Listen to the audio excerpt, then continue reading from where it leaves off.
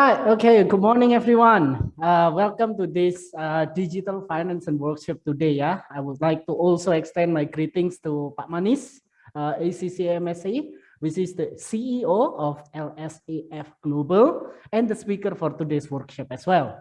I would like to also extend my greetings to Putya Skanti, the program manager of LSAF Global, Pak Joshua Tarigan, Bu Sarce, and also to all my beloved students.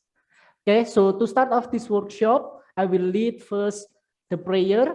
Okay, so I will lead the prayer in Christian way. So let us pray. Yeah.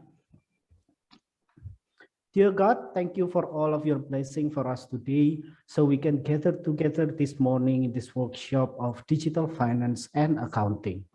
Please bless us today, Lord, to all of the participants here and also to Pak Manis as well, who will be presenting today. Give us your strength so we can absorb all of the materials that Pak Manis will be delivering with us today. May all the glory come back to you, Lord, in everything that we do. In the name of Jesus Christ, we pray. Amen. Amen. Okay, again, I would like to invite everyone, all of the participants, all my beloved students here to turn on your camera, yeah, so Pak Manis can know how everybody is doing. We are also able to see how everybody is doing. Okay, so before I pass the session to Pak Manis' presentation, I would encourage all my students here to have some questions to Pak Manis regarding today's topic at the end of each session. Okay, I will lead the Q&A session after the Pak Manis presentation. Yeah, and for Pak Manis, main participants actually for today's workshop is basically IBEX students on year 3 and year 4, Pak. But there are also some students for the first year and second year also joining us today. Okay, so without further ado, I will be giving this session directly to you, Pak Manis. The virtual floor is yours. Sure. Thank you. All right. Thank you, Mr. Allen. Thank you, Pa Joshua, for making this arrangement. It's an honor that we are invited to share in this topic of digital innovation in finance, in the bigger topic of digital accounting and finance. So a very good morning. Before I proceed, Ms. Diaz, our campus manager, she will be guiding you through the learning process today. What's going to happen, what kind of assessments that you're going to do, what you're going to do in order to participate actively in the classes. Okay, so, and after that, I'll start off. Yeah, so Ms. Diaz, I'll let you explain first. Okay, thank you so much, Mr. Manis. I apologize first. I cannot open the camera. Your voice is a bit far. Hello? Yeah. My voice is clear now? Yeah, clear. Okay. So I'm so sorry I cannot turn on my camera because the internet connection, sir. I hope. Yeah, no worries. Yeah. Okay. So okay, today's session, as you know that we already maybe Pak Alan already shared the Google Classroom to all the participants here. So for today's session, it will be a combination. So every session of Sermon is explaining each topic. You have to access the Google Classroom. So maybe I can show it first to you, the Google Classroom. So in every or each topic, there is notes, which means that every session or every topic, you have to write your own reflection of that session. What kind of information you get, what kind of new learning, new insight about each topic in this digital innovation and finance, you have to write it in the notes here. I mean, if you can see it now, there is every session, every topic, there is a my notes here. So you have to write the notes. So and then also there is a mini quiz. So once the session will show the mini quiz, you have to go back again to Google Classroom, and then you can see the mini quiz in the form of the Google form here. So you can fill up the form, and then we can discuss after that from Semanis also. So, and also before we start the session with Mr. Manis, there will be a pre-learning confidence questionnaire. Maybe you can access it now, so we can fill out first maybe in 5 or 10 minutes because it's content of maybe 10 questions or 10 questionnaire. You can access it now. Miss Tias, I just want to reiterate that students need to do the notes taking as part of a requirement to get the certificate from LSF and University of Petra Christian University. So I hope everybody will participate in taking those notes in each of the link. And then there's also a lot of articles that we have uploaded in the system itself. So if you can also use that as your reading, because it has a lot of applications of technology, AI in accounting, blockchain for auditing. A variety of articles have been placed there. So do use that also for your reading as well. Yeah, go ahead. Yes. Yeah. Thank you, Samani. So I just want to double check to all participants. Can you guys access this Google form? So you can find it in the overview topic. In the overview topic, there is a pre-learning confidence questionnaire. Yeah, maybe we give like around 5 to 7 minutes, yes, for this one.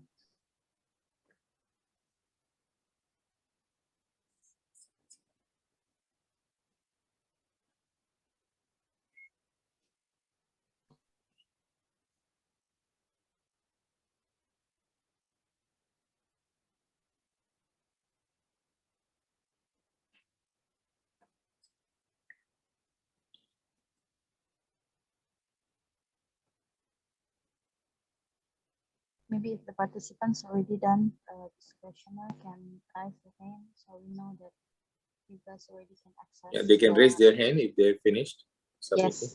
Yeah. As in your virtual hand. Very good, Josephine. Thank you.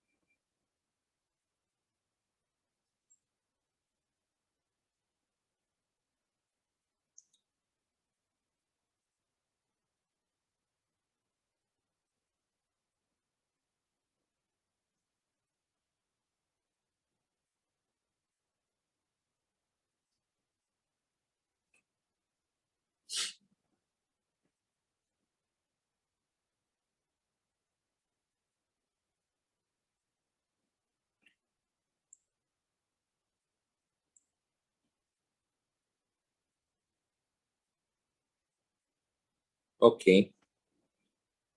Done, everyone? Miss Tias, you've received? Yes, sir. So I see 9 hands up. The rest of you, okay? 12 already. Okay. Edward, Christopher, submitted. Awesome. Olivia, Sonda. Done?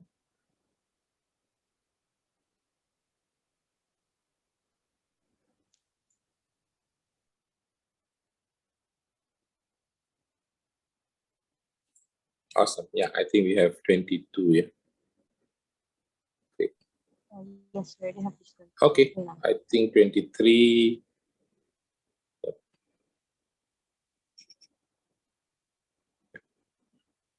Okay, let's start off, Ms. Tias. Okay. Okay, so I'll give you a bit of introduction. So my name is Manish Gitwani. I am an ACCA member. Me and Pak Joshua know each other for quite some time. We have taken an active part in the growth of ACCA in Indonesia, both of us. So I think, this is a profession. The chartered accountancy profession is an ever-growing profession, and it's always evolving. Yeah. So the whole profession has been transformed from the previous. We used to be known as number crunchers. Now we are seen as business partners to all the different departments of the organization. One of the very interesting story that you will see recently is that all of the finance people, instead of being in one department, now they are being diffused. So I like this word diffused. Yeah. So because it's like you're diffusing, your aromatherapy. Yeah? So you diffuse. So what is being diffused is the finance people now, instead of sitting in one finance department, you will see them in the production department. You will see them in the marketing department. You will see them. So they are all over the business in different parts. And now, previously people used to fight. Yeah, finance and other departments always used to be arguing. Marketing people will apply for higher budget. Finance people will cut their budget. Yeah, so there is always this conflict. Production guys apply for certain budgets, marketing guys. So there's always this confrontation with finance guys. Yeah, where finance guys were never being able to communicate well. They're always like too firm. Yeah, so not approachable. But I like the fact that you guys have on your video. You're willing to communicate with me. And communication is a key thing for accountants. So finance people will be seen as business partners. So I want to show you a video. And you tell me after this video that how has the business finance profession changed? Go ahead, yes. Being a CFO in today's world means always being a step ahead. Oracle, run projections with acquisition bid range increased by 20%.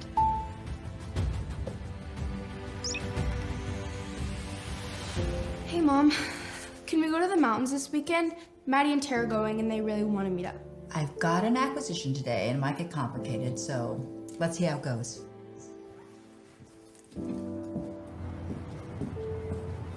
Oracle, show me revenue by product. Hey. Meredith, the new board member, Hannah, says there's a competing bid. I already reran the financials with the updated revenue data and higher bid numbers. On it, as always.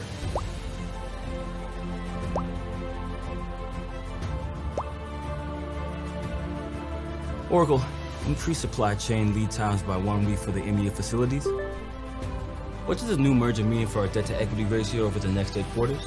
Will be higher for the first 2 quarters following the merger, but will stabilize during the 3rd quarter. How's it looking? Pretty good. Quarterly bookings are above estimates. Workforce impact? Our intelligence performance management system is suggesting that we get 100 reps to get $300 million in sales. What's the impact of the acquisition on finances with the new bid range?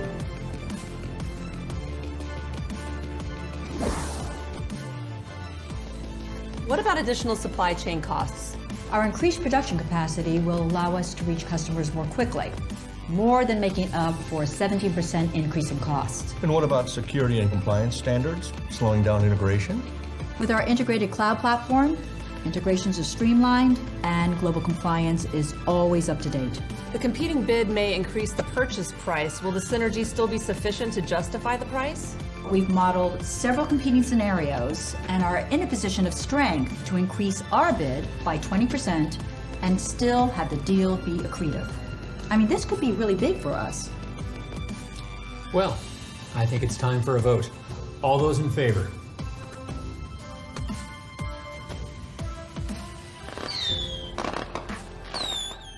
competitive bid lead came in this morning. How does she do it? It's Meredith. She's Superwoman. Because when you're CFO, tomorrow starts today.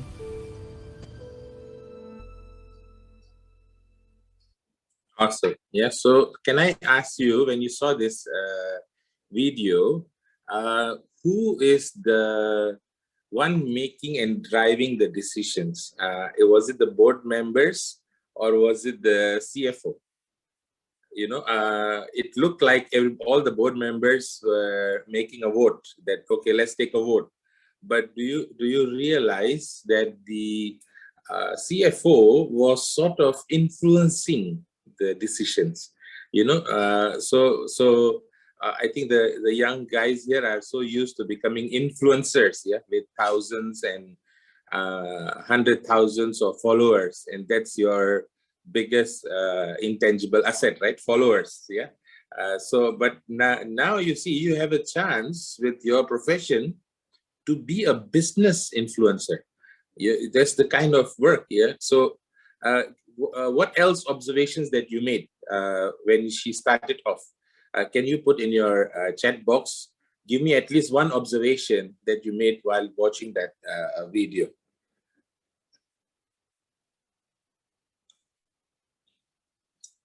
Go ahead. If possible, I think as part of confidence, go ahead and unmute yourself and tell me your observation.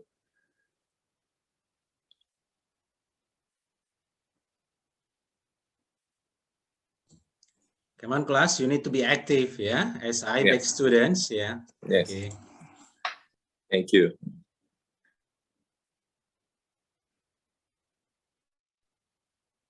Is it okay for me to pick the students? Yes, Pak. Feel free. Yeah, feel free. Yeah. So can I ask Jeremy, would you want to share what was your observation? What was unique compared to your view of the profession compared to what you saw in the video just now?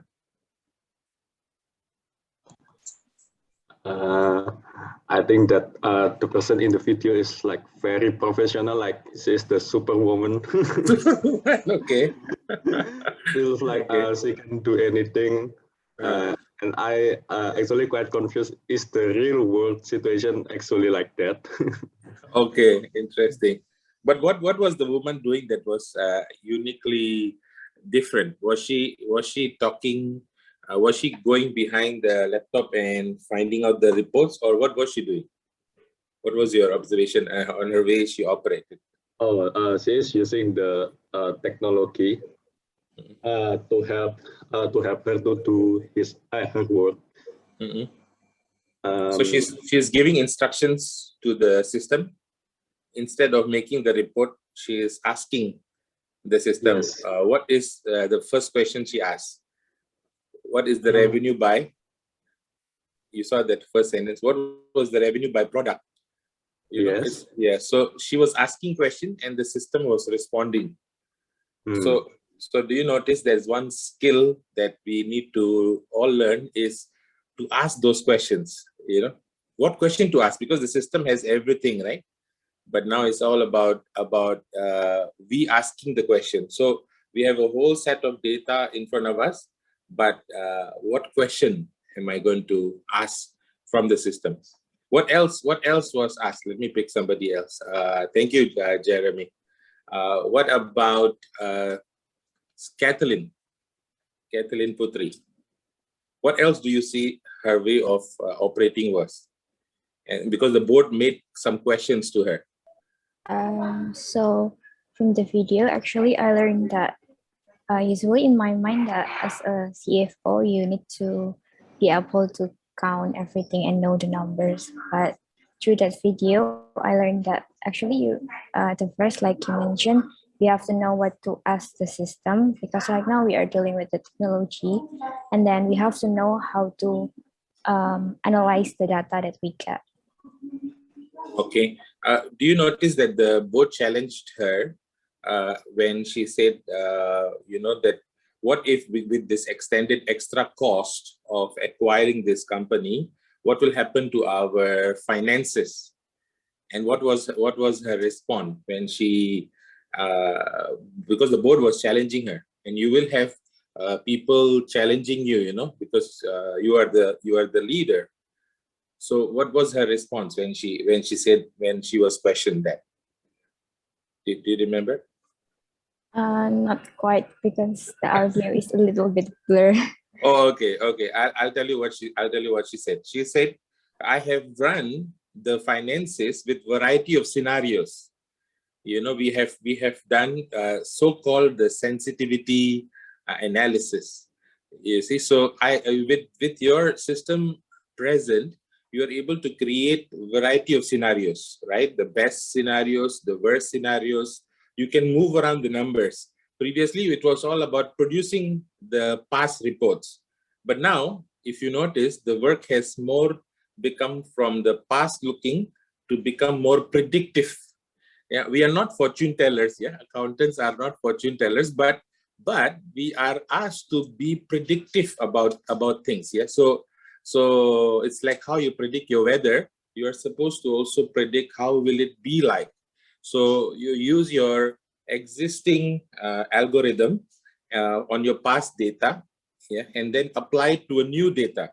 So, okay, I'm going to use, for in the past this has happened, and I'm going to use regression analysis. I'm going to use a variety of interpretations, and then predict this. So she was asked to do some predictions. So that was another thing. Yeah, what Jeremy said, that you know, we are supposed to always question, right? We are supposed to make questions, and then what I'm saying is that now we also need to come up with a variety of scenarios.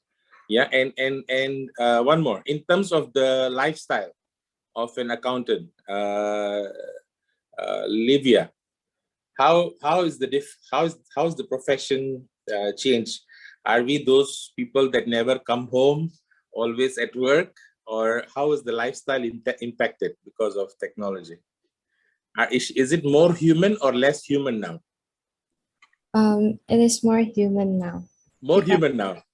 Yes, because as it is seen in the video, the mother can spend more time with her daughter, going to camping, if I'm not mistaken. And the technology definitely has helped the mother to create a more faster decision making, helping the board also. Exactly. But you know, many people argue that you know, all these innovations will make the profession gone. You will not see accountants anymore. So, and they say, oh, with more robots doing our work, then you know, everything is become inhuman. But like what you said, in fact, having all this technology makes human more human, because now the human being can be involved in higher value work. The human being doesn't have to be doing data entry work anymore, because data entry now can be captured. All you need to do is capture and scan the data, and then the converter will convert it to extract the data and put it into spreadsheet. From the spreadsheet, the data will be imported into the system. So the human being is now thinking about judgments. Oh, I'm going to be able to decide this. You know, I'm able to ask questions. I'm going to be able to be in the board meeting room. I don't have to be just sitting in my desk and being chased. Closing. You know, you know, accountants hate this closing period. So, you know, every end of the month, around 24th, 25th, it is like you shouldn't talk to an accountant, because the stress levels are at the highest. Yeah. So, but you see, this was all done by the system. Yeah. Very good. Thank you. So I'll proceed to giving you a framework. What are we doing now? So the digital accountant is the new business leader. So I said to you that you in your mind should think that, okay, I'm a business partner. I'm not just a finance person. I will be diffused to the variety of departments. That's number one. So if I have that, my mind is business minded, not only talking about the numbers, you need to be able to tell a business story. Yeah, so I have Unilever as our client, and they have around 110 people in their finance team. And I was called by the HR and said that our people are very good in using Microsoft BI, doing data visualization, very good in presenting what has already happened. Descriptive reports are excellent. But when we tell them that, can you tell us diagnostic analysis that why it happened? Can you tell us what should we do now in terms of prescriptive? Can you tell me, you are a doctor, Mr. Financial Doctor, can you please tell me what should I do now? Our finance team cannot do. All they know is how to produce these reports, very good looking numbers, very good visualization, but don't know why it happened, do not know what they predict to happen in the coming months, and do not know what to do. What is the prescription? It's like a doctor who already knows your sickness, but do not know what to do with you. Oh, I don't know. I know you have cancer, but I don't know what to do with you. So the business leader must change his mind. You need to move away from this mindset. You need to be able to come up with solutions, not come up with only the problem. Yeah. So the first one is stakeholder focus. So I hope you will take notes, because the notes that you need to fill in your Google Classroom will be the one used as a reference point for you to get your certificate for this workshop. So number one, stakeholder focus. You need to be always serving. What does the Mr. Shareholder want to know? What does the lender want to know? What does the lender want to know? The lender always wants, if you have learned finance, accounting, lender always put one ratio as their requirement. What is that? The interest cover. Banks in Indonesia normally ask for interest cover. Anyone knows interest cover? Let me have a quick check. Mr. Edward, what is interest cover? Sorry, but I don't know. Okay. Which year? The first year, second year, Edward? I'm the third year. Third year. Interest cover, you haven't covered in your ratios? I don't think so. Not yet, yeah. Okay. Third year. Okay. So same, yeah. Moses also never heard interest cover. No, I haven't, sir. Okay, interest cover is where you have your profit. Your profit is say $100,000, right? And you have your interest expense of, let's say, 20,000. So you have 100,000 of profit and you have 20,000 of interest. So that means we say that our profit is 5 times the interest. Yeah, so it's how many times? So 100,000 profit, interest is 20,000. If your interest is 120,000 and your profit is only 100,000, it means you are screwed. Yeah, you do not have enough profits to pay for the interest. So banks in Indonesia require you to have an interest cover of minimum 2. You see, so if you don't have 2, you will breach the loan agreements, and the banks will say, "Hey, Mr. Borrower, you have broken our land terms and conditions. The loan covenants have been broken, so you need to pay back our loan." But because of this, the clients are always in a pressure to show interest cover at a higher rate to avoid getting the breach. And as a result, the financial statements are sometimes window dressed in order to reach this arrangement. So you see, while the finance leader needs to be stakeholder focused, it does not mean that you need to play around with your books. Yeah, remember, as a member of a professional body, the moment you lose your ACCA license, you will be de-recognized around the world. Yeah, and remember, your accounting profession is like a doctor profession. What you say is publicly accountable. You know, so if you say something only in the interest of your boss, you're not responsible to the public. So it's a public profession. Remember that. Yeah. So stakeholder focus, get all the information for the stakeholder, but you need to ensure ethics are maintained. Number two, you need to be a strategy formulator.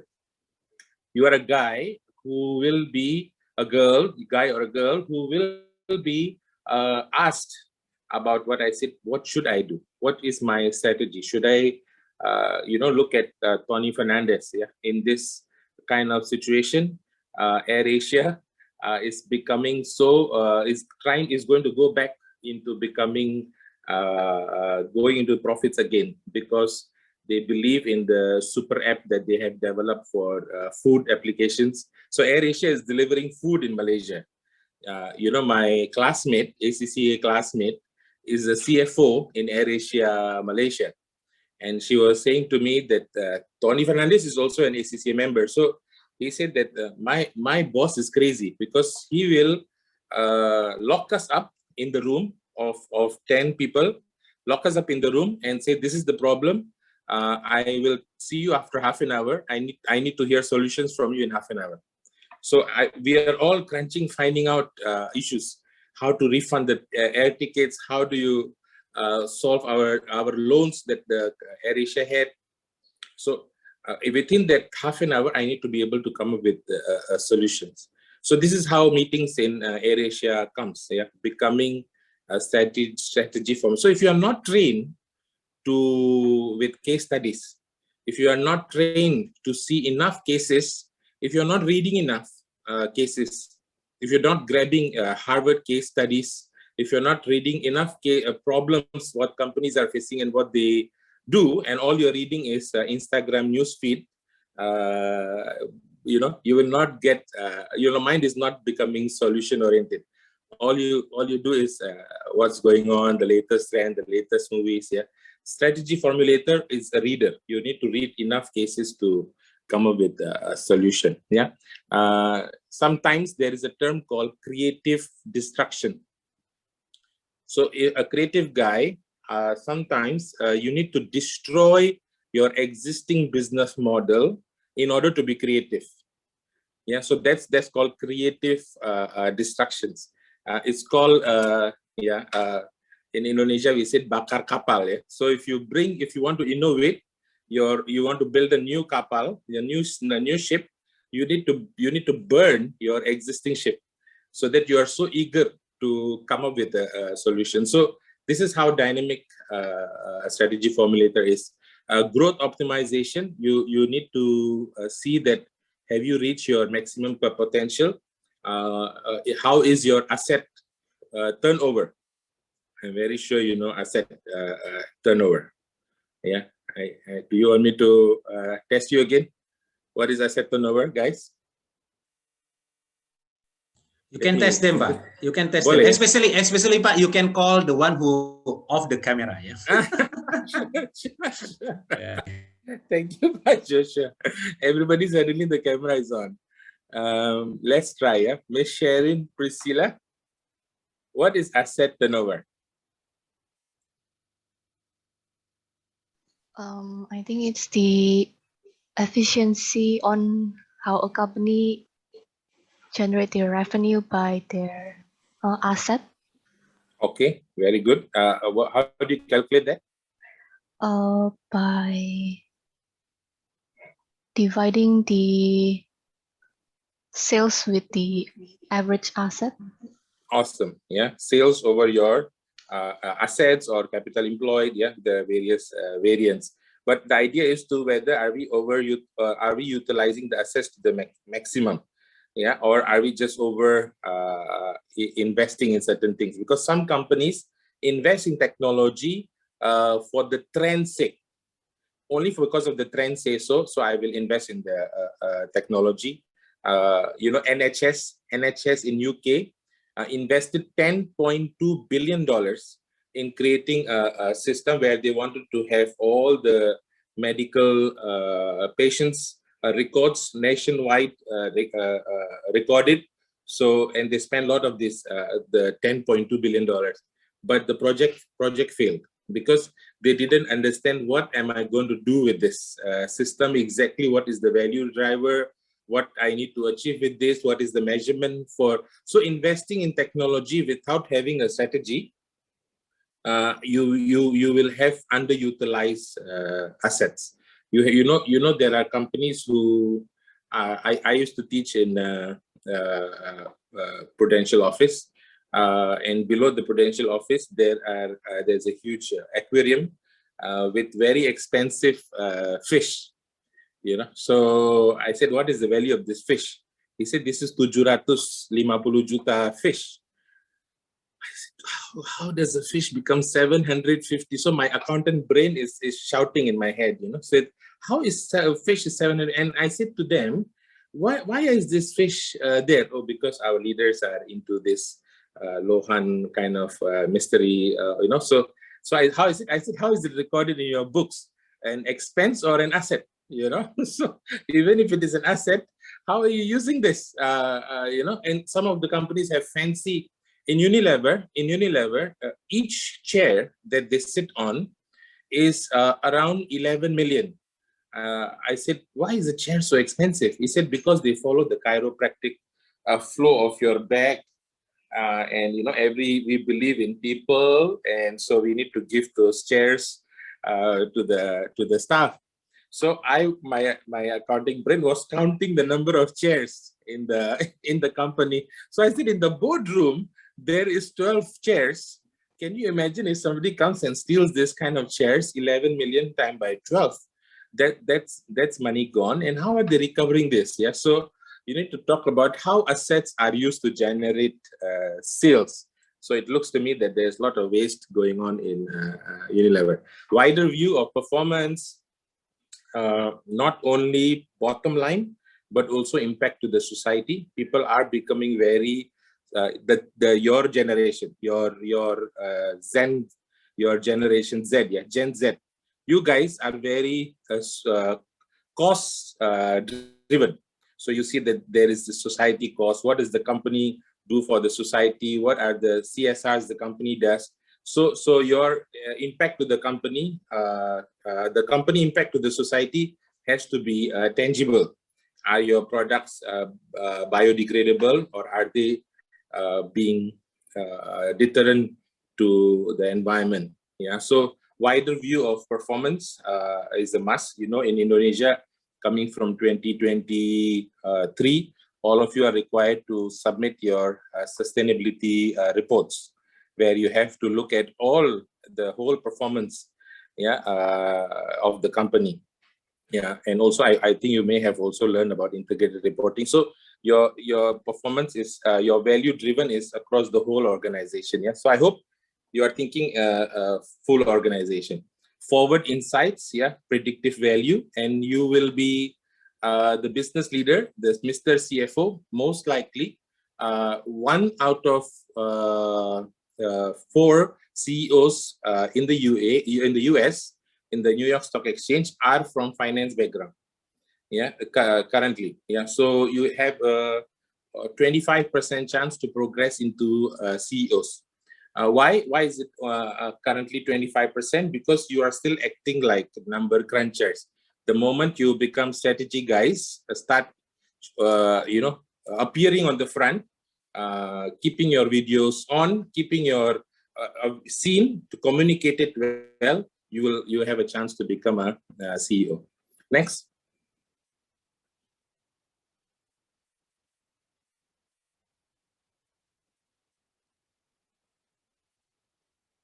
The slide prior to that, I just want to highlight quick results of this. Yeah. So if you see, sorry, missed. Yes. Can you go back? Yeah. So you see this report on one of the very high things. If you see this ethics and trust, yeah, you need accounting and financial expertise, but ethics and trust is a big thing. Yeah. So with your existing accountants' image. What is the image of an accountant? It's a public knowledge in the stock market that November, December is a time where public listed companies in Indonesia or across the region are doing window dressing. This is an image built. People in buy shares because of this thing, and it is embarrassing. Yeah, you guys, especially being a Christian university, you guys should feel embarrassed when somebody puts a chop on your profession that you are doing window dressing. You need to say, look, I'm not a makeup artist. If your boss tells you to fool around with the figures, make it look attractive, you tell him, boss, I'm not the makeup artist. Yeah, I'm a professional accountant, a member of a global body. Yeah, so ethics and trust, what you do will reflect on the whole profession. And if you are, because of this digital, what is happening in the transformation in the accounting profession, there's very little scope for you to do any sort of manipulations. Why? Because you can make the system very transparent. Everybody can have access to the system. You're across the organization. People know exactly what the budgets are. How is it being utilized? Yeah, your data is available on the cloud. So you need to use this opportunity to minimize any sort of fraudulent activities. Even if there are any fraudulent activities, your ability to analyze anomalies in terms of exceptions, that these are the exceptional thing that has happened in the data, I'm able to capture it. Yeah, so use data analytics to capture fraud numbers, manipulations. Yeah, so ethics and trust is a big thing that finance professionals need to look at. Another thing that you see very high appreciated is strategic insight. So it requires training. Yeah? It cannot just come like that. It requires a lot of training. Strategic insight is also on the high tone. Okay, next.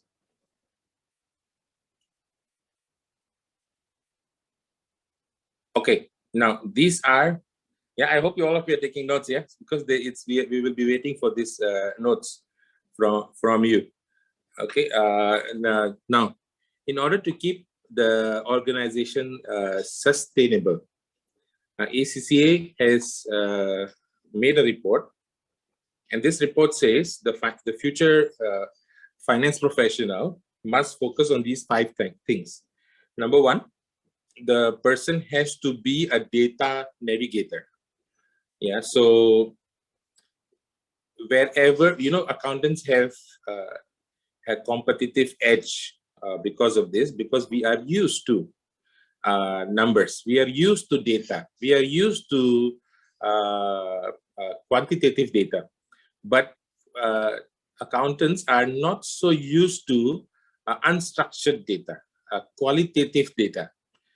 So if you see your sales are going up, okay, you feel, oh, that's great, sales are going up. Yeah, and then you do further analysis that, okay, but your receivable days are also increasing. Yeah, what does it tell you? When your sales are going up and your receivable days are also going up. A quick one before I say about the qualitative. Let me see. Miss Veronica, Valerie, what do you think? If sales are going up and receivables are also going up, receivable days, what does that tell you?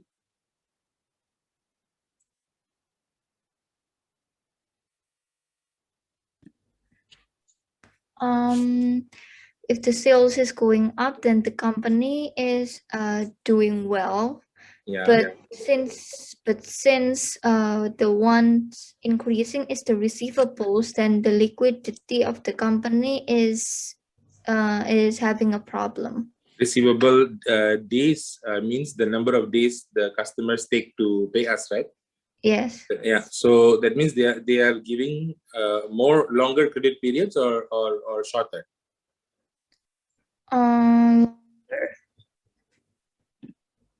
mean the receivable days. You know how we calculate receivable days, right? The Yes, receivable longer. over, yeah. So it's a longer, right? Longer the better, right? Yes. Yeah. So we say, oh, receivable has gone up, and then based on the ratio, it looks like these are because of credit ratios. Then also you notice that in terms of margin, you have fallen. Your gross profit margin has fallen. So what does it tell you then, Veronica? If your receivable days have gone up, okay, but margin has fallen.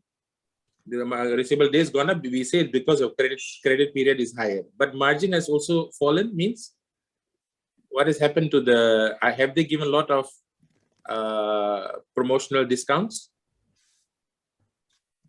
Does it talk to you about that?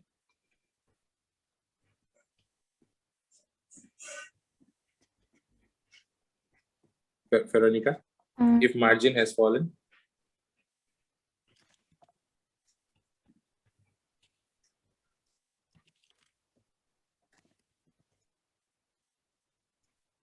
Because margin falls only when the prices are lower, right?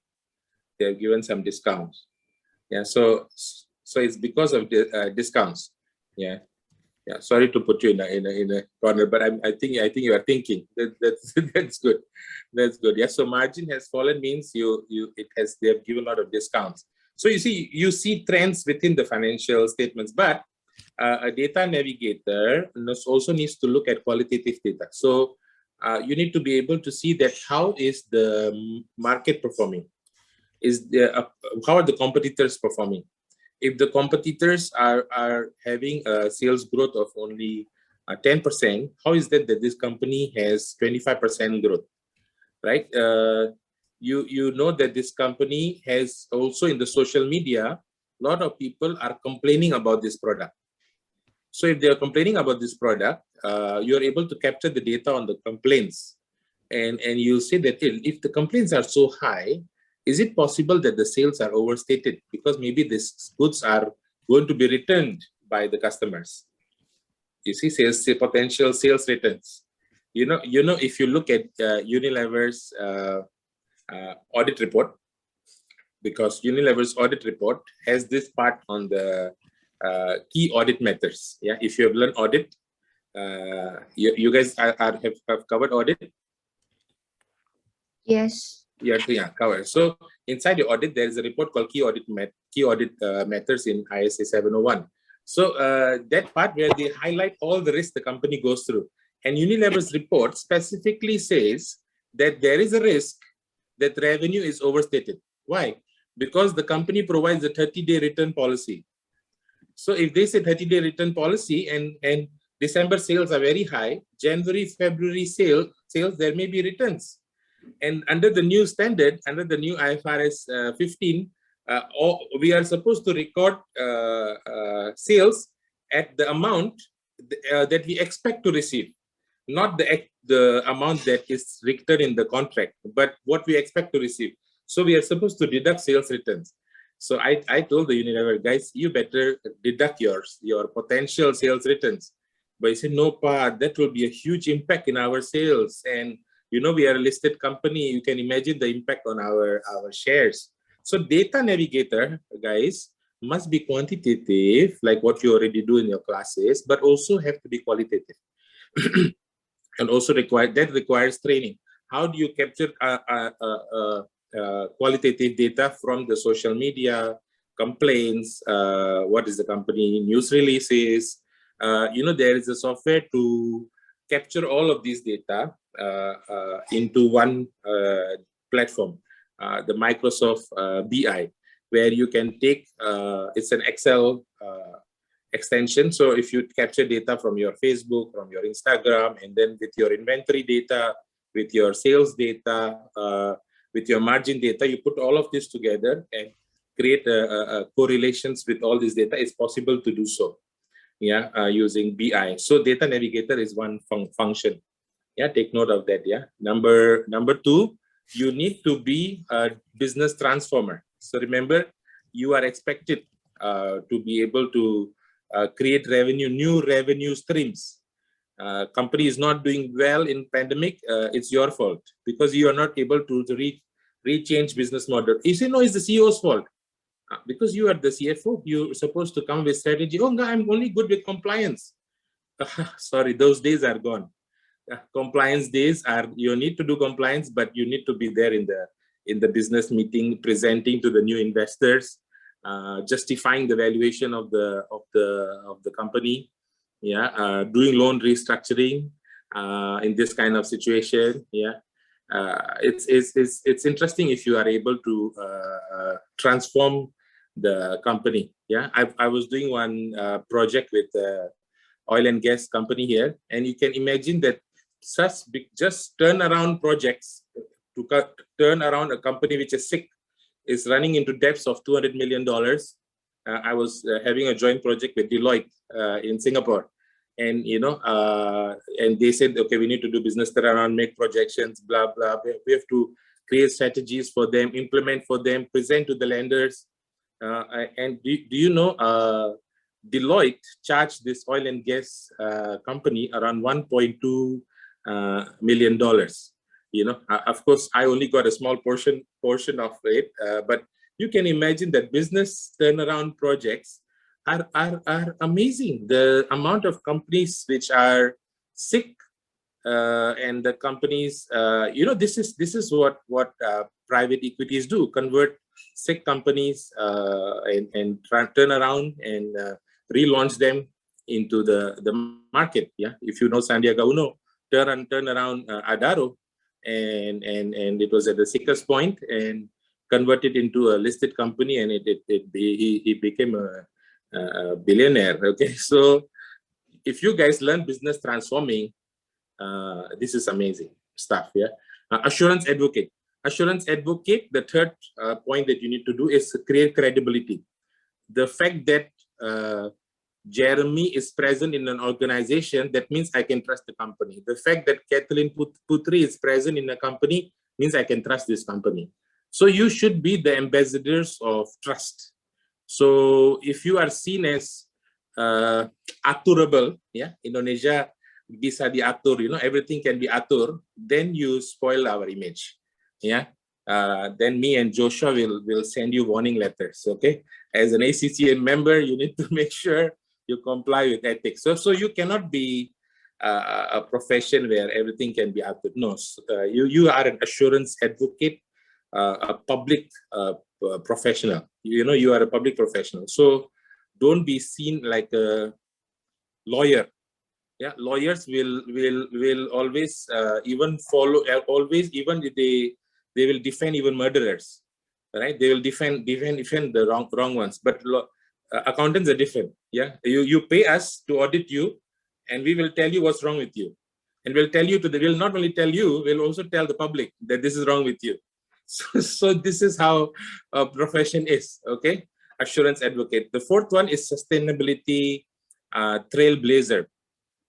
You have to ensure that all the capitals of the company, if you've learned integrated reporting, you know that there is human capital, there is social capital, the machine capital, right? All these capitals of the company are being kept or driven in such an extent that it is available for the succession.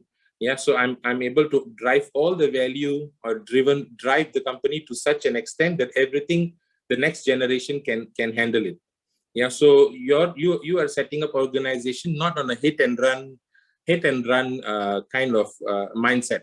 Okay, I need share prices go up, then I acquire. When I acquire, then I know that I'm going to make bad acquisitions, but the news of acquisition is already very high, so the share price will go up, and then I buy that. So you are not thinking long term. You are a short termism. Short termism is a killer. So sustainability trailblazers are long term thinkers. And the fourth one is, interestingly, because you are the person in knowing the whole organization, the heart of the organization is with you. So any technology evangelism within the organization, you have to take that active role in driving it. So that's why you may not be called CFO, says Chief Financial Officer. You may be called the Chief Value Officer, so or the Chief Information Officer. So because you have all that information with you, so you work very closely with IT department. But it does not mean you guys need to learn deep programming. You need to learn how to have maximum use case. Later I'll show you about blockchain, about other technologies, but what is the use case for each of these technology? Okay, so digital playmaker. So 5, yeah.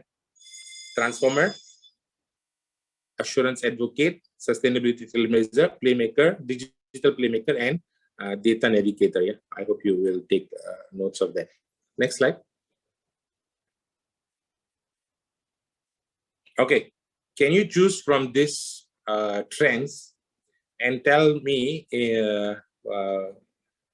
either through chats or either through unmuting yourself, which of these boxes appeal to you or make you feel, oh, this is quite interesting. It's something that I want to learn more. Go ahead, choose your boxes. Then I'll explain to you based on what you request. Yeah, so it's an on-demand podcast. Mr. Allen, any what is your box that is appealing to you? Well, I mean, since all the students here is Generation Z, maybe that's more appealing to all of them, I guess. Gen Z. Gen Z, a new tech-savvy generation enters the profession. There was an article written on Gen Z recently by ACCA, and they said how Gen Z prefers to work. They are people who want to work from home, virtual working. They are people who like to collaborate. They are the people who need to see the importance of seen important. Not only doing important things, but also seen to be important. So because they are so used to be highlighting even what they eat, and when I go with my wife, I get very irritated because every time I eat my food, she has to say, don't eat first, photo first, and then sure. I said, okay, I'll have to wait. So these guys like to be seen. So Gen Z likes to be seen. So they that kind of work. So that is Gen Z. Yeah, very interesting. Mr. Joshua, you want to say something about Gen Z to the students? Yes, I guess the way that student, the style of learning of the students here is different now compared to maybe our period, Pak Manis, yeah. In our age, in our period when we do the study, it's a bit different. Yeah, I guess this Gen Z is related with like the digital learning and etc. It's something that could be interesting, to discuss more. And same also when when they become the accountant, could be the style of accountant that came from Generation Z, different with another generations. Yeah, I guess that's interesting things that could be studied further. Yeah, exactly. I think we need to learn this, how to work with the Gen Z. It's a different ball game altogether. Anyone else from the students? Which one does that yeah, Mr. I want to know more about number 11. What number 11? does it mean with CV RIP, basically? It's like RIP is like rest in peace, right? But then what's this one about? Sure. I'm trying to locate you. What's your name again? My name is Theo, basically, from batch 2017. Leo. Theo, I'm trying to search you in the participants list. I can't see you. Nathanael. Yeah, Nathanael Theo. Right. Oh, yeah. I see you. Sorry. So number 11 about the CV RIP. So we are saying that, currently our CVs are very focused on what I have done in the past. People boast about 5 years experience, 10 years experience. So what this says that the experience may not be your reason why companies choose you, because sometimes because you have so much of experience, it makes you difficult to adapt to something new. So the companies now see what you can do as your skill. So you will have to put your skill portfolios and people endorsing you for your skills instead of endorsing you because I am 10 years and 15 years. So they say the CV in that particular format is already past. Even if you are as young as now, but if you have those skills that you have learned in terms of machine learning, analytics, you can prove that and you're there in the market. So it is not about your age anymore. Interesting, yeah? The CV RIP. So job titles, and doesn't matter. It's all going to be skill-based, skill portfolio that matters, not CV. Yeah. You want to say something, Theo? Well, actually, that's kind of interesting for me about that one. Yes. Because yes, it's not. Because actually, it's already different from the world in the past. Because in the past, actually, if we have more experience, we are more likely to be recruited if we are more experienced in the past. But then, if right now, based on what you have explained, is like more interesting. So that even the more experienced one will now need to be pushed to improve their skills instead of Exactly. relying on their own experience. Exactly. So that means there is no end to learning, right? So even if you graduate, there is always got to be new skills that you need to pick up, right? Like I'm currently learning Python myself. It's pain for me, but I have no choice but to learn. Taking new certifications, every year I push myself to do something new. So even as you guys, you'll have to pick up new skills because that's what matters to them. It doesn't matter how fancy your titles and name appears, So yeah, that's an interesting part. Any other numbers that you want me to talk about, other guys? Maybe if we like to apply to their situation, but the student situations regarding the RIP of CP, it is something to do with their, organization activity. Many students say, like really proud, or I have, I already joined like 10 committees during my during my student journey or learning journey. But the most important thing is what you learn, what skill that you learn, what skill that you get, after you join the first committee, the second committee. That more interesting, I guess, that's something that company looking for, not only, okay, this is the list of 10 committees or the list of 10 organizations that I already joined. I guess that's so true. To the students, but the what they learn, right? Actually, it's very true what Joshua said. When I was asking one audit firm, I said, "What you're looking for?" He said, "The degrees everybody's have, qualifications everybody has, but if they have, working in this social committees or taking active part in community work, it tells me that these guys are people who care, and if they care, that means they will also care for their work when they start working with me." So this is so important, like what Joshua said, the value behind what you do. So my question to you is that does everyone here have a LinkedIn profile? How many of you have LinkedIn accounts? Yeah, you need to have a LinkedIn profile. That's important. Yes, because that's where they endorse their skills, right? You did something, okay. You say I have leadership, tapi did somebody attest to your leadership or no? Kind of thing, yeah. Yes. That's so I encourage you to make your LinkedIn and then send me and Pa Joshua and Pa Alan a LinkedIn request. Okay. Yes. Yeah. So Okay. students, you need to have a LinkedIn. You can check also my LinkedIn. If you check in my LinkedIn, you see I not only mentioned head of IBEC lecturer, but I put it. What is my outcome? What is my result? When I work, for several years and etc.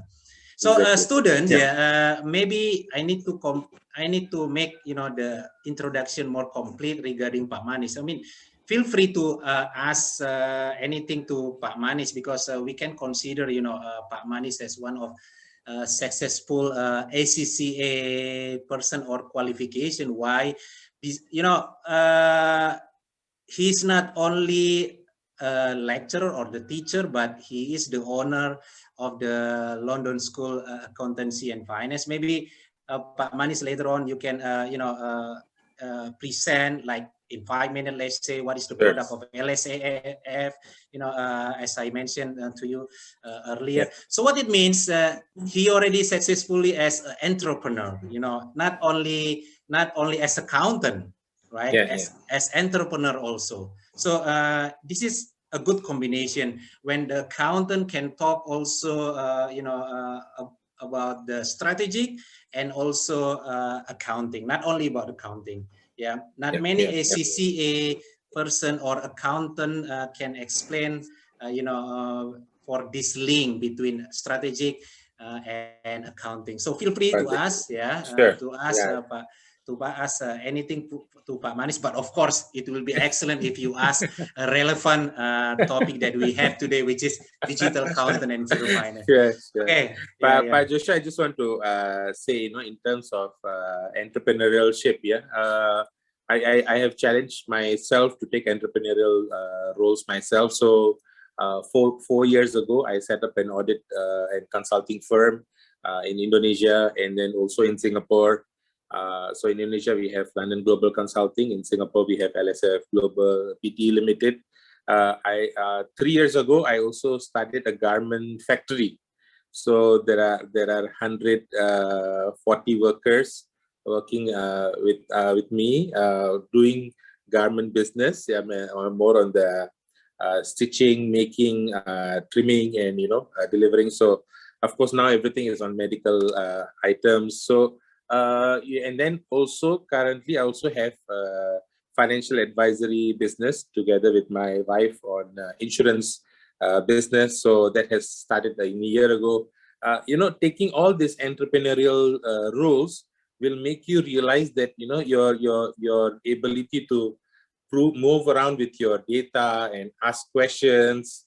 Those asking questions will help you realize, wow, if you have that ability to ask questions and see data in that way, your staff will always, staff might always ask me, "But how come you're able to ask this kind of questions, and padahal we never even thought about it, So for me, it's very natural because my eyes will see this numbers easily. So I think whatever business projects that you guys get, along your journey, don't feel shy to start a business or go with a business with your friend while you go on your professional journey to become an auditor. Because I also was an auditor in EY.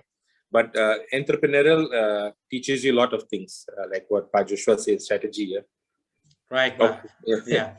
But the most important things, Pak, whenever you become the entrepreneur, you use more your accounting skill, right, Pak? Yes, exactly. Okay. It doesn't mean when you become the entrepreneur, you throw to the bin your accounting skill, right? No. In fact, more. In fact, extended more.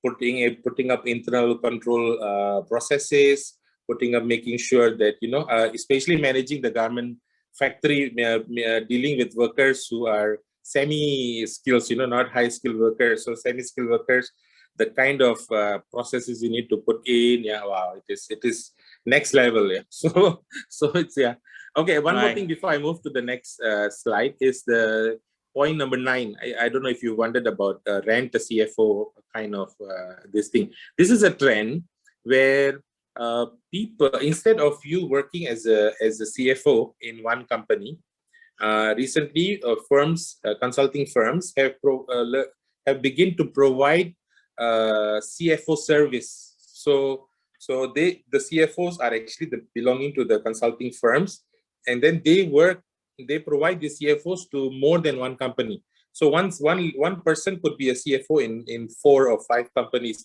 because the role of CFO now, it is less administrative, right? So CFO just needs to give strategic directions to the company, be liaising with the auditors, liaising with the investors. So this CFO now sort of can be rented through the consulting firms, because companies themselves find that it's not worth it putting up a CFO in the company. So, you know, when you go and work with McKinsey or Boston Consulting, you will see that these services are actually provided to companies. And like an auditor, because at the moment you always think, okay, I want to become Big Four, go to Big Four and work in audit firms. Also good, awesome. But if you go to consulting side, you will also have a range of such experience. Rent a CFO, real stuff. Okay, next slide. I think I need to make sure because at the end, at 11 o'clock, I need to give you a project, because you need to split for your project for half an hour, and then 11:30 you need to be able to come back to the session and present. So I need to make sure that I cover my content till 11. Okay, so bear with me. Yeah? So digital is not about technology.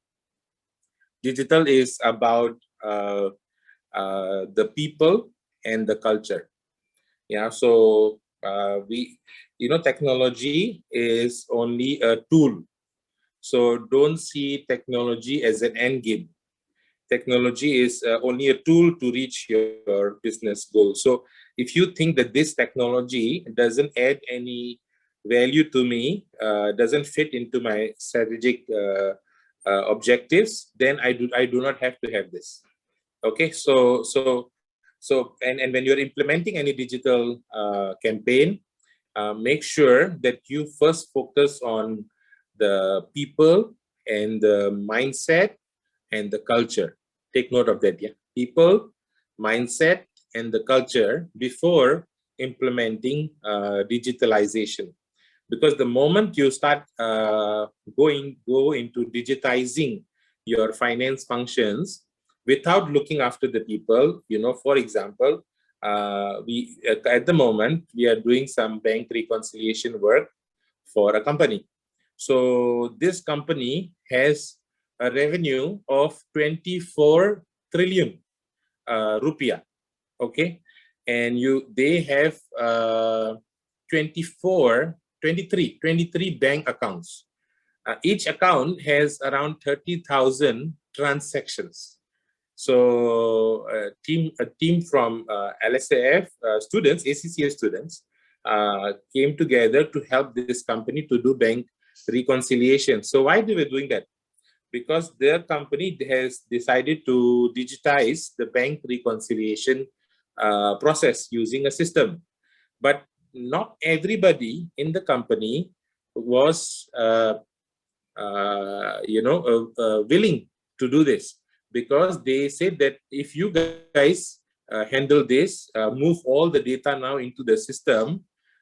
We've been working for this in the past 1 year, putting all the data into the system. Then what will we do? We may lose our jobs, and so I said to the leader of the company, the CFO, that it's good to retrain these people and then put them into a position to analyze these transactions. Yeah, so the report is already done by the system, but you need to help them to learn how to analyze this. Where are the additional expenses pockets which they think that they can reduce? Where are the items where they feel that are they overpaying the marketing agents, or are they paid fairly? So they can analyze them, and so there is reluctance. So if you do not put people first, and you do not put mindset first and culture first, you cannot implement technology. So please see technology as a tool, not as a end. So you need to regularly do reskilling. Okay, next.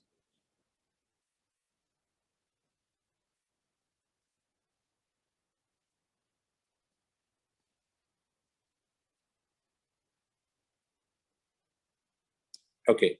So as I said, digital is not just about technology. You need to see whether the technology fits in the business model, right?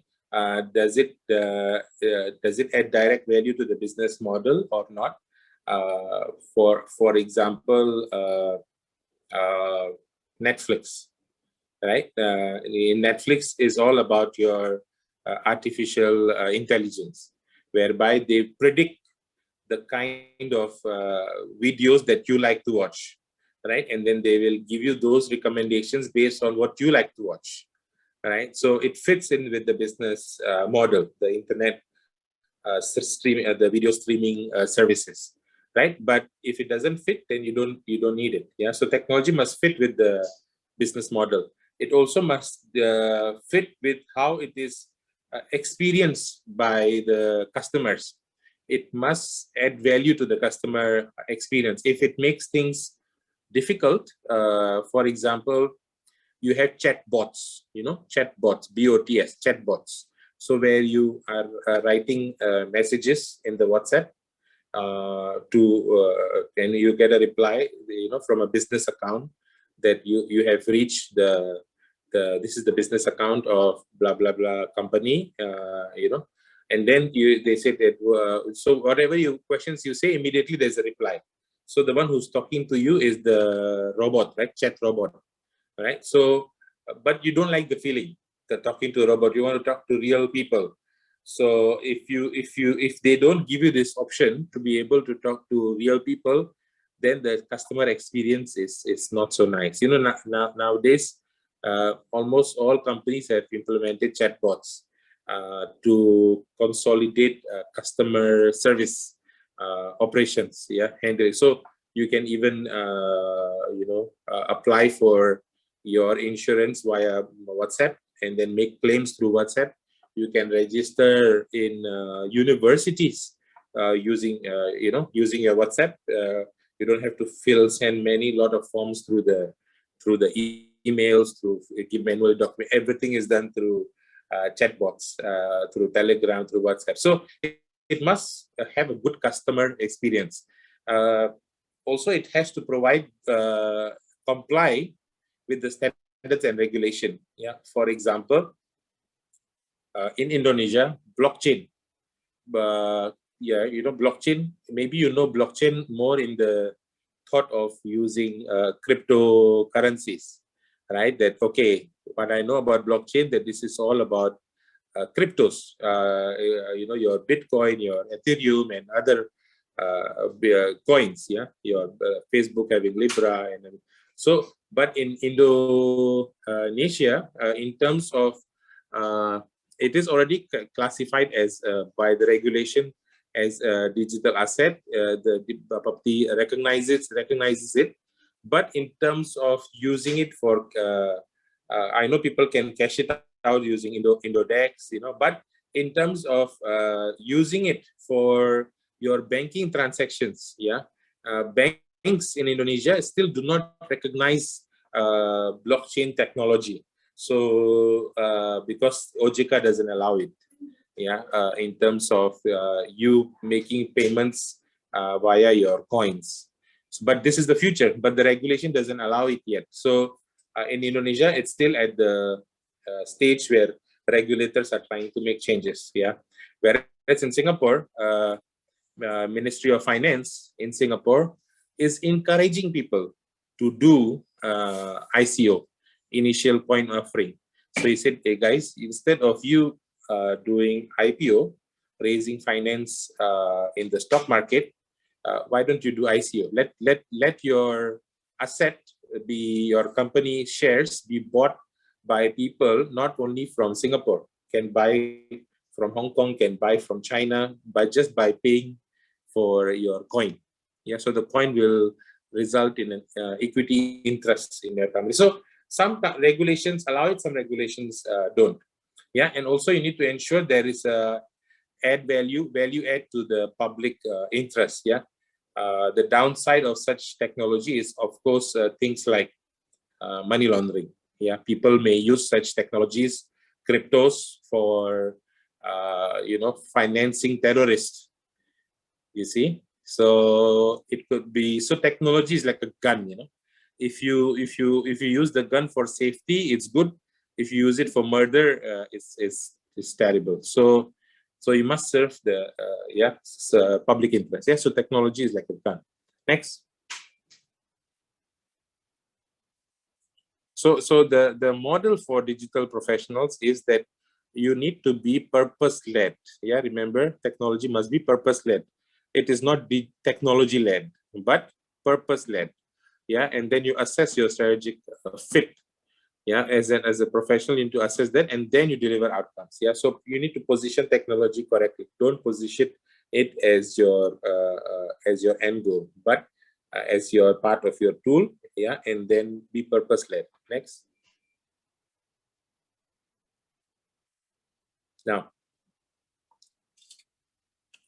Now these are the competencies you are expected to have. Please Google this about your professional quotient. So do a PQ test for yourself and consists of your IQ, vision, VQ, vision quotient, ability to see the future. Yeah, not fortune teller, yeah? Vision, the ability to see the future, predict the future, you know.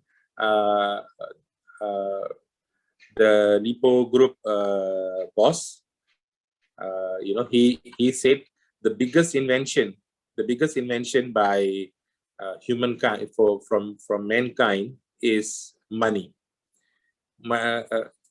Mankind made money. Yeah, so he said in terms of you know, because his vision was that money in terms of seeing the value of wallets, e-wallets, you know, where you have GoPay.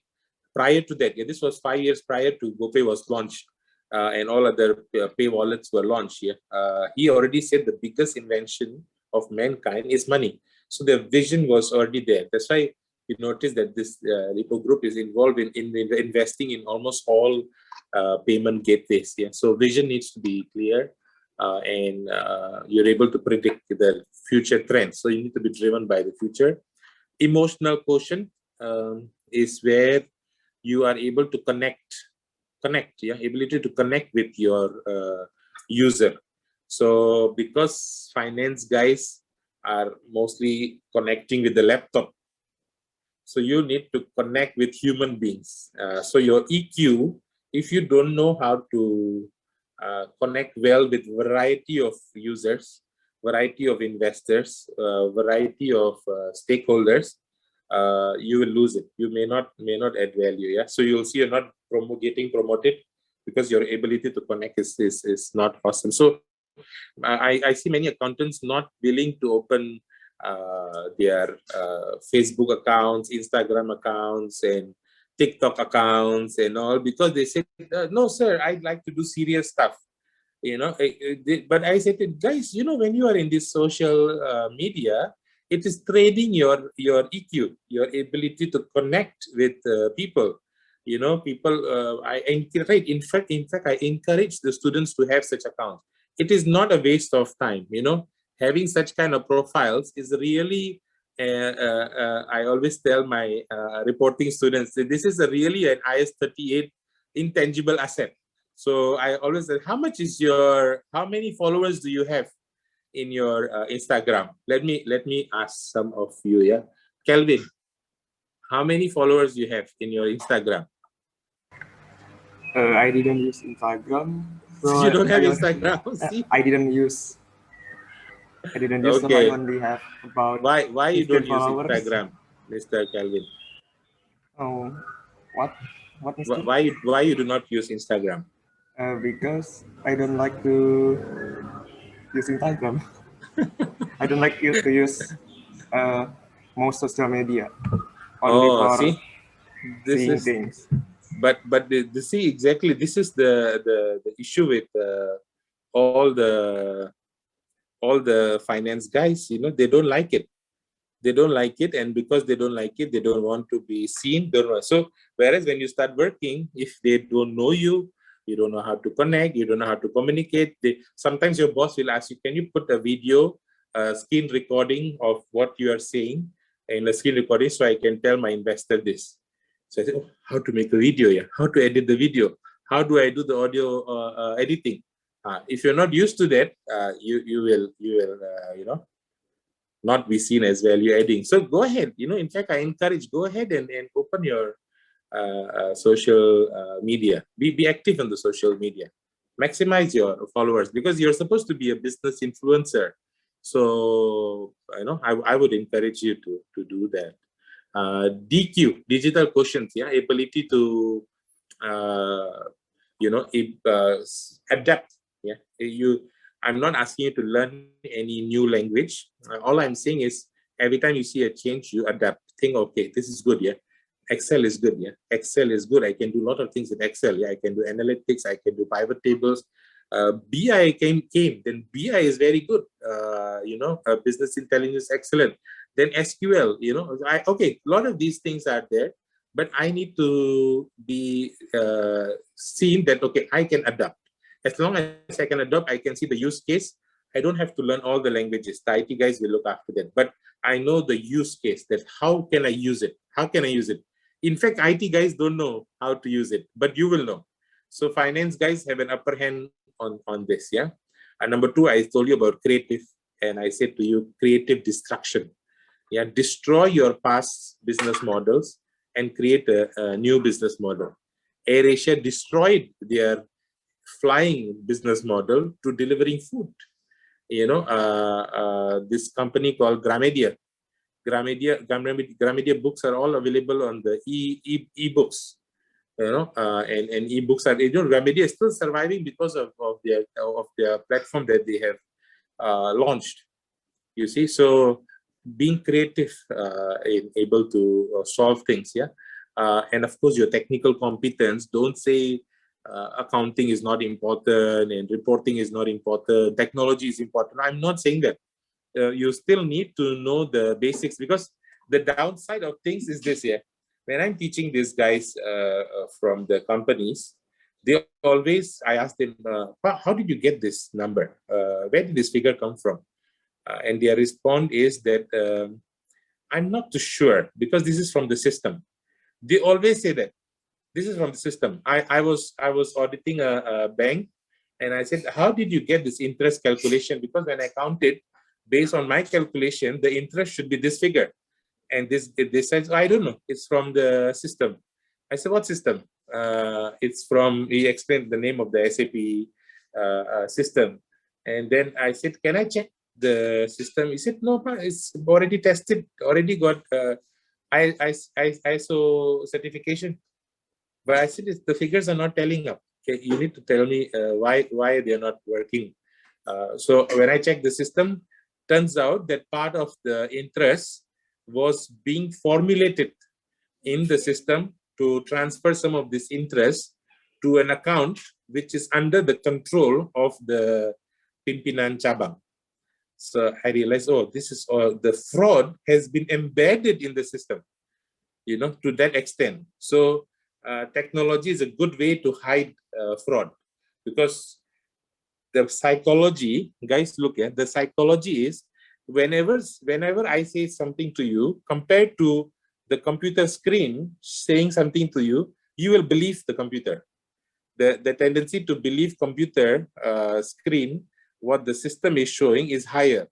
So from something unreliable becomes reliable. Can you imagine that? So not everything the system show is correct. You still need to maintain your professional skepticism. You've heard about that? Professional skepticism, ability to question everything that you see, because your mind is alert. You're questioning this part. So I still would like to emphasize on technical part. Okay. Now, next part. Next. Yep. So I think I've explained a bit about this. Your organizations are driven by real-time customer-centric decision-making. Data should be transparent. Finance team are more on generating insights.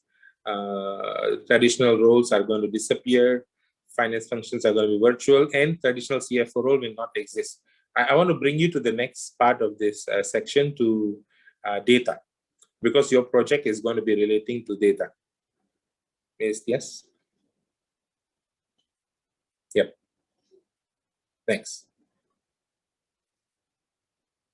Yeah. So you have seen statistical analysis, which you have learned probably in your campus about regression analysis, correlation analysis, coefficient of correlation, ability to identify relations between two sets of data, right? And then you have done, from statistical analysis, there's data mining, yeah, ability to extract variety of data inputs, yeah, inputs from your system, inputs from your ERP, input from variety of systems, and then able to combine them together and create an interpretation. Business intelligence, not only creating an interpretation, but also able to visualize and show that this is the story. You know, instead of seeing numbers, you are able to see in a dashboard with pie charts, with graphs. It's easier to read. Anything that is easier to read, that means it's easier to understand, right? And of course, besides data analysis, you also have business analysts. So they focus on analyzing the value of each process. How is all the business processes connecting, and then they sort of become business process engineers. Yeah, so you learn about how do you cut down certain processes, streamline make your organization more lean, slim, so that it still adds value, right? And of course, you have big data analytics, which means, the term big data gives the wrong impression that it has to be a high volume data. It could be a small volume data from your phone, but complex. Why do I say complex? Because complex means you have a lot of unstructured data. Like in the phone, what do you see? You see images, text. So the human mind can understand text when you read the text from your friend, can understand pictures, can understand videos. But what if I tell you your SMS, your WhatsApp chats, your Facebook post, your videos are being analyzed by companies for their interpretation.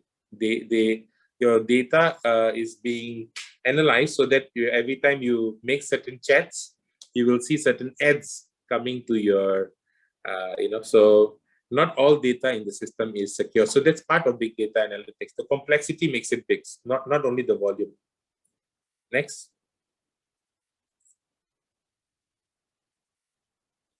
Okay.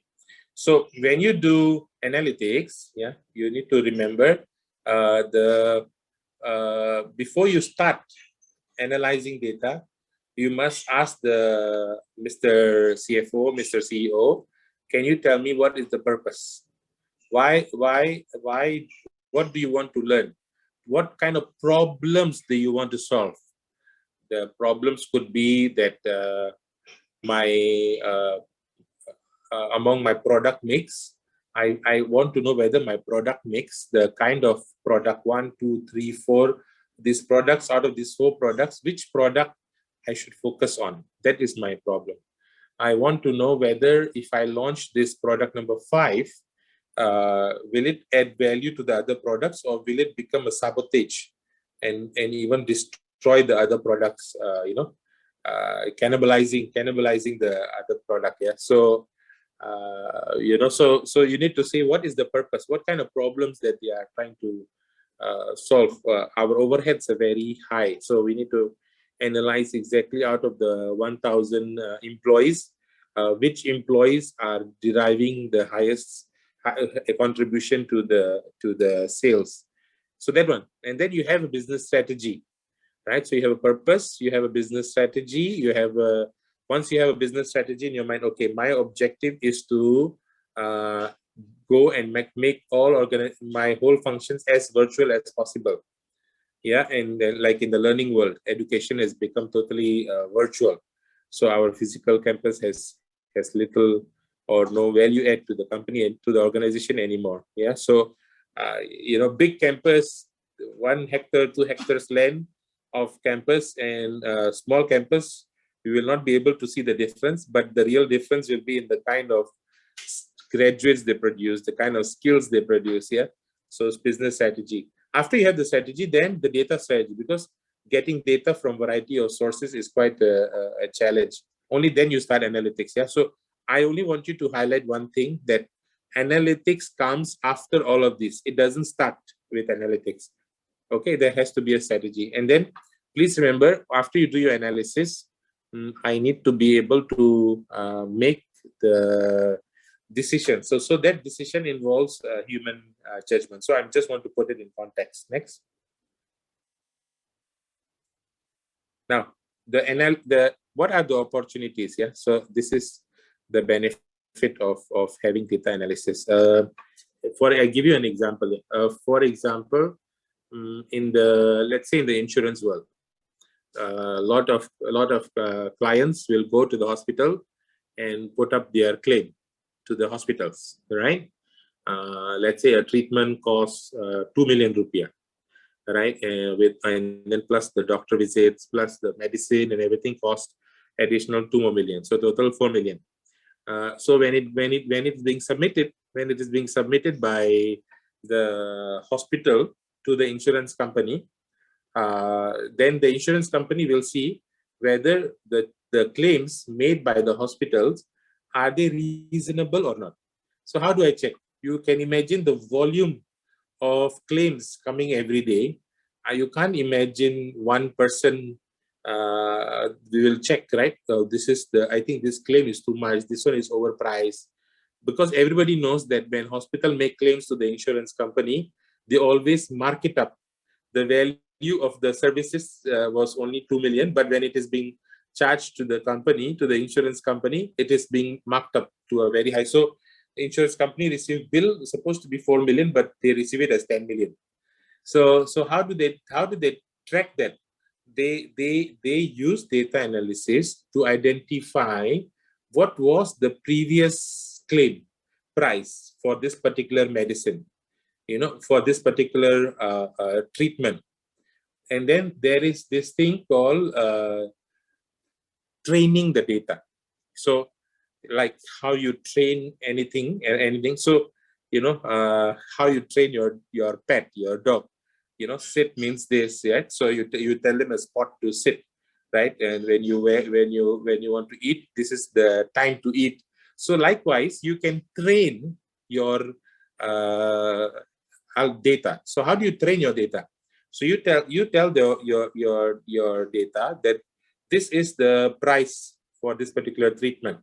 This is the price for this particular medicine, right?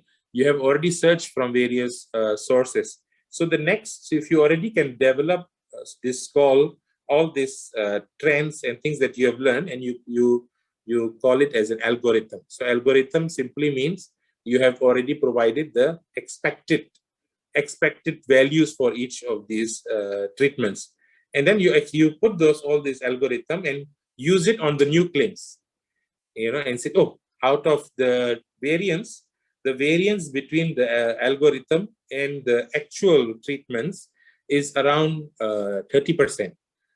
Then I investigate, how come the difference is so high? Then I question the hospital. I think you guys have given me a too high price, or there's an error. So you will be able to move this fast. Yeah. Last time when we do testing, it was always okay, I will do sampling tests, 5%, 10%, 15%. In auditing world, when you do audit, how many percent do you do? Normally you do around 30% sampling, right? Because 30% is considered as representative of the whole population. But now, because of analytics, you can test 100%.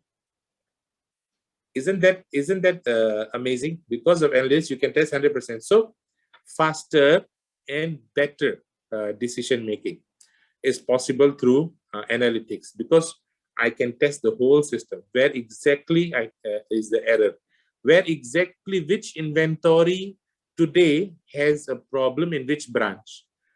Which sales manager made the high sales? Which sales manager, if I can connect my sales today to what the customer posted in the Instagram when they bought a particular product, I can connect, if the response was positive and the sales was done, then I said, wow, the work done by this particular sales manager was very good, because there's immediate recognition. But if not, that means I have to question. I think moving forward, I think my products are only going to go for this time. Next time, the customers may not buy my product again. How much is the repeat sales? Repeat sales are more important than the first time sale, because when the first time you're selling, the customers already are testing your product. But if they keep repeating, that's where you're developing brand loyalty. The loyalty, brand loyalty. So faster and better decision making, better planning and forecast process, and then you have variety of risk that you can manage, better understanding and management of risk, real-time insight. Real-time, I like the word that, real-time insight into performance. So performance monitoring will be amazing using analytics. You are also able to see the trends in a better picture. So you have more time to do a lot of value adding stuff. Okay. Now next. I think you must have seen this about big data. When you say big data, normally we talk about volume, because there's so much structured and unstructured data. Structured means it's already meaning that the data provided from your mobile phones is clear that this is the names. This is your name. The name of the user is clear and is structured, right? The username. But when the moment you start conversing, the moment you start putting in image and videos, then it becomes unstructured. So volume and also the variety of data. Right, like what I said, text, images, videos, your emotions that you display on the emojis, all of that is data. For you, it is interaction, but for the company, it is a data that they need to analyze, right? And also the speed, how fast is the information being transferred? That's what we call a velocity. There is one question as an accountant you need to ask about veracity. What is veracity? Veracity is about accuracy. Is the information that you see is accurate or not? So don't think of data as this is accurate, this is perfect. You always need to question the data that you see, because there can always be bias.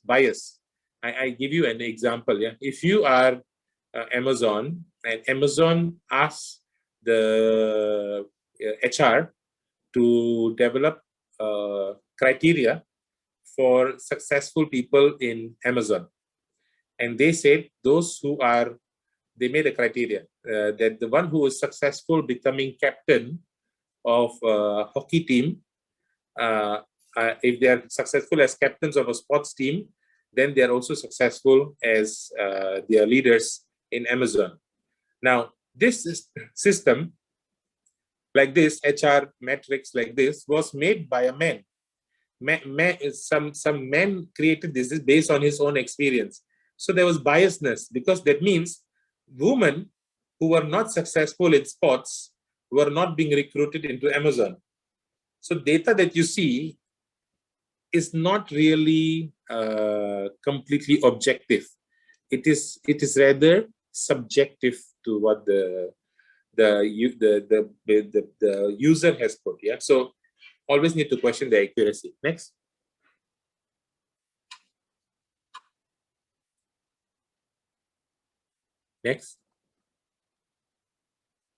Okay, go ahead. I'll move on faster with this, because we can talk about the project. So why am I using analytics? I need to be efficient in my business processes. Everything needs to be tracked real time. I need to know all the information now, today, real time. So I can react to the problem today. If you tell me last quarter information, it's already too late. Okay. and I also want to have better planning and better forecasting. Companies that plans well, they plan their sales, plan their activities, plan their HR requirements, everything is planned, are more successful. Yeah, so budgets that are planned are more successful. So planning is one of the success criteria of a company. I always tell my managers that if you plan, that means it's already 50% of your success is guaranteed. So sometimes he says, sir, we are doing too many planning, too many details of planning. I said that the more detail that you plan, you'll be able to capture problems ahead.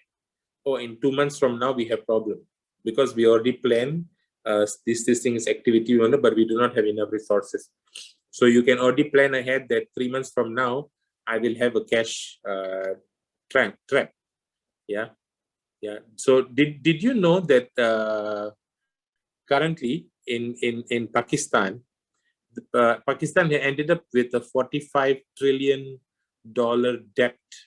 Okay, Indonesia has 300 billion loan, but Pakistan has 45 trillion debt. And currently, the government, Pakistan government, has been declared bankrupt, and they're full with debts with that. And if you read the history of how it happened, there was very little exercise on doing planning on terms of their how much loans they are taking, how were they using for their state-owned enterprise, how was the returns on their interest. So you should be thankful that our Minister Sri Mulyani is a big fan of analytics. She's able to capture problems way ahead because of her implementation of data analytics in the Ministry of Finance. So very well management of loans. So Indonesia is quite safe with ability to predict problems like this. Improve risk management, test controls, more revenue opportunities, manager customer relationship, detecting fraud, see if I have met all the requirements, compliance, understanding competitors, and managing talent. Yeah. So, but the biggest one is planning and efficiency. Next. Now, I need you to learn a very important part of this section. It's called the types of analytics. So, looking backwards is two types. First is descriptive. What has happened? Describe why it happened. What is the problem? Exactly what is the trend, right? So descriptive and diagnostic is on the looking back. Describe and why. Yeah. So like what I said to you, most of the employees are only good in describing the problem, what has happened, but they are not sure about the why. So you guys, when you graduate, you need to know about diagnostic analysis. Yeah, a doctor who can only describe the problem but cannot tell why this happened. So this is one part. Yeah, looking back why. Then after that, you already know that moving forward, you will have predictive. So what will happen based on what has happened? What will happen? And then what should I do now? What action should I do? Predictive and prescriptive. So I need you to focus also on predictive and prescriptive. Give solution. Yeah. So what are the four types? Descriptive, diagnostic, then predictive, yeah, and also prescriptive. So I'm going to be giving you a project shortly to around this area. Yeah. So pay attention to this. Next.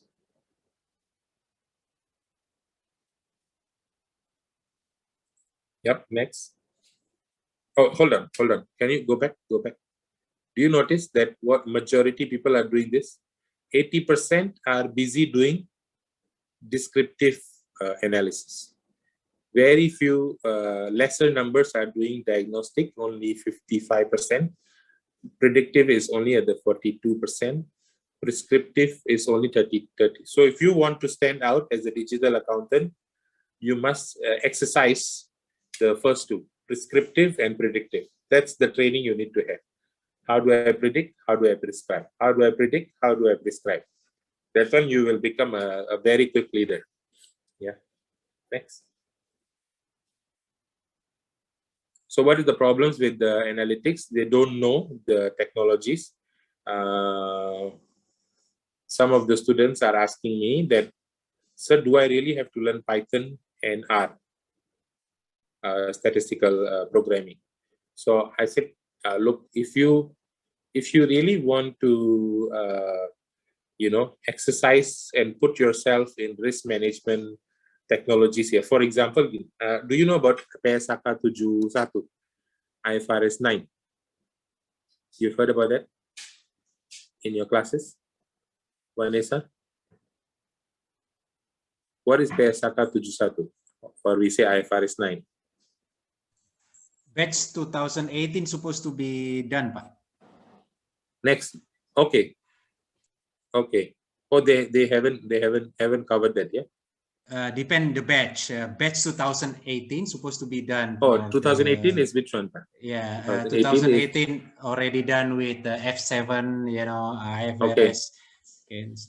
So people like Jeremy has done. Oh yes, Jeremy, Jackie, who else? Yeah, especially the one who off the camera. We can see here. Yeah, Stanley. Yeah, you can ask, Mas. Stanley. Who else? Yeah. Paulina Kohar, okay. So let's see, Jeremy. Jeremy, what is the biggest change in the IFRS 9? Well, actually, I'm not quite sure. So. Okay. At least one terminology from IFRS 9 that you're familiar with. No? No, I don't know. Must revise, yeah. Must revise. That one, yeah. Who else? Pa Joshua, you say? Sherin, Jennifer, Kathleen. Kathleen. Let's try Kathleen. Isn't it about? I'm not sure, but I think it's about the software. It's about the software, like the IFRS 9. Yes, next gen software. Software. Yes. IFRS 9 is about software. Wait. Oh no, it's about the financial measurement or measurement. Yeah. Yes, correct. So what does it say with regard to last time when you do bad debts? It was based on what has already been done, right? Right. Incurred credit loss, right? Incurred, already done. So it used to be ICL, right? Incurred credit loss, or we say bad debts. But now they ask you to calculate something called ECL, right? What is that? ECL?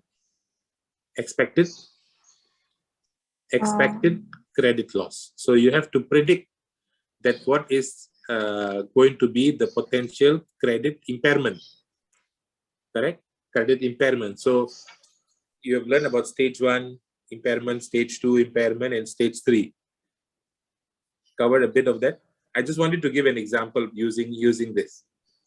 I'm not trying to teach IFRS here, so you can still learn IFRS in your other class. But that's one ECL. So when you do ECL, the formula for ECL is you do your probability of default, right? So PD. So we say probability of default multiplied by your loss given the default. So if there's a default, the customer doesn't pay, what is the potential loss and what is the probability of that? So if you want to help companies to develop a model to identify ECL, then you can use R and programming or Python to develop those models. That's what I was trying to say, that to some extent you need to learn to help companies to develop, but most of it could be done in partnership with the people who know these languages. And so lack of knowledge of technology is an issue. Data is in poor format. The fields are missing. So a lot of data time is wasted in doing data cleaning, preparing the data for being imported into the data analytics software. Yeah. So data cleaning is takes time consuming. do not have the skills for analyzing data. The moment you see numbers, you collapse. You don't have this difficulty acquiring data from other departments. They are not willing to share the other departments. Hence, you don't get a global picture on this. And data-driven culture. A lot of talk is going on about data-based decision making. So when I make decision, it should be based on data. I agree with it, but at the same time, I also disagree with it. So you need to have data-driven decision-making culture. But like what I said earlier to you, data needs to be questioned because data is biased to the same as to the biasness of the one who input the data. So remember, you need to be able to question that. So decision-making is still the domain of you. You need to make those decisions based on your professional judgment. So data-driven decision is good, but we still need professionals to make judgments. So these are some key issues that are in the challenges. Okay. Now, what I need you to do, Ms. Diaz, I'll talk to you about this after the lunch, but let's see what we want to learn today. Ms. Diaz, save this for the afternoon. Let's go to. Okay. Here, these are the groups. I hope all of you are here. This is a group of 30 students here. Ms. Diaz, can you explain a bit of this? How many are here? Okay, so we have more than 30, I guess, Pak. This list, I think the latest I checked, it's last night around 7 or 8 p.m. So for the participant who not yet in this group, please put your name in the chat box. So I will add you in the group. Sure. Okay. So okay. I'll explain the task, Ms. Diaz, if you can open the Excel file.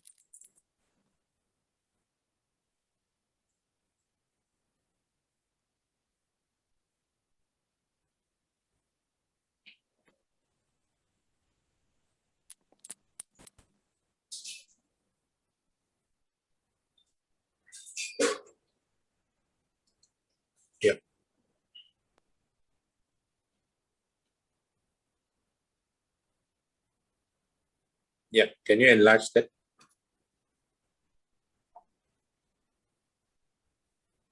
Okay, sure. Maybe up first on the top side here. Okay, guys, I hope you can see the screen.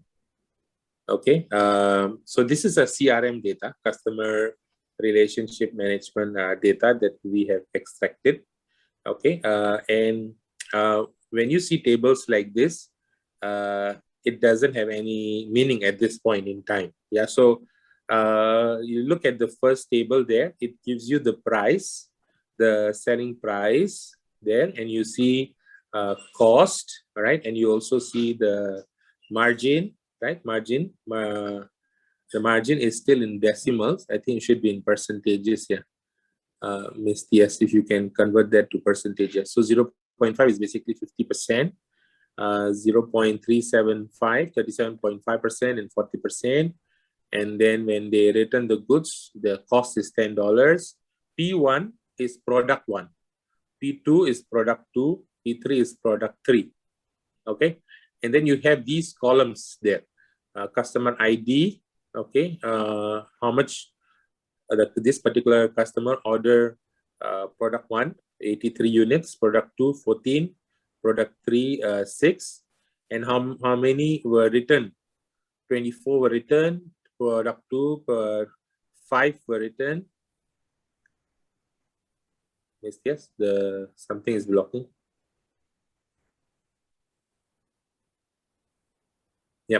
And then the return for product 3 is 22, right? And the gross profit margin is given, right? For product 1, product 2, product 3. Sales value for this customer is 9,540. Mrs. If you can point your cursor to sales value.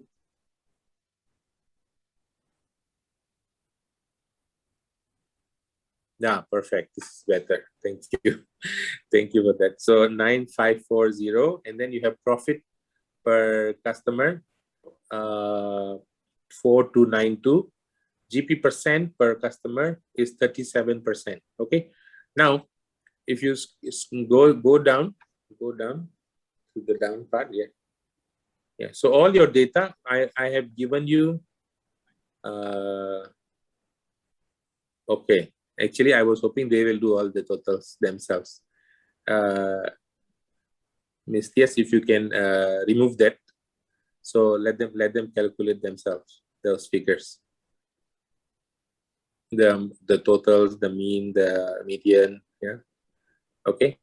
So now this is the project. What I need you from these figures is you need to be able to ask the question. Remember, the first skill is what questions you would like to ask from this data. For example, would you like to know that which customer is the most profitable customer? This most profitable customer buys which product? Product 1, product 2, or with product 3? Which product has the highest number of returns? You know, all these questions, as many questions. I'm going to let you flow with your group, okay? Ask the questions, okay? So I need you to write down what are the questions that you will I want to know from this. Remember from the video in the morning, she was very good in asking. Oh, I want to know this, because you need to be trained in asking variety of questions. So even in your business life, you need to keep asking this question. Ask this.